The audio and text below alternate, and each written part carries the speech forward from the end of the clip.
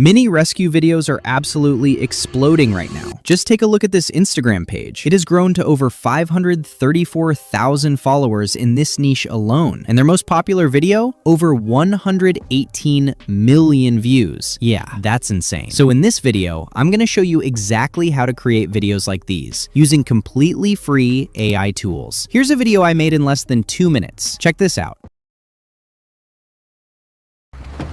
We're free! Hooray! Thank you!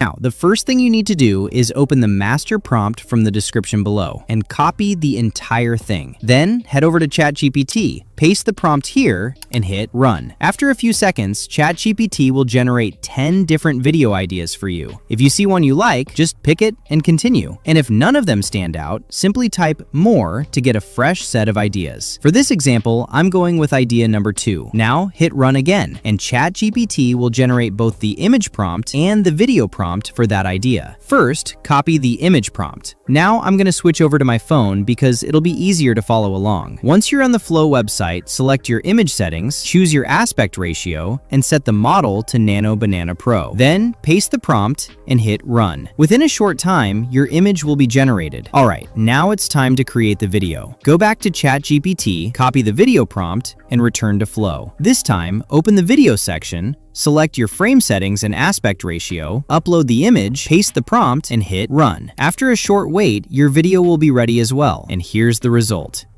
The pipe has burst! Help us! We are flooding! Hooray! We are saved! Look at the giant plug! Pretty impressive, right? Now you can repeat this exact process to create as many videos as you want, completely free. And by the way, you'll find the master prompt in the description of this video, so make sure to check it out. And before you leave, don't forget to subscribe so you don't miss the next viral AI niche video. All right, I'll see you in the next one.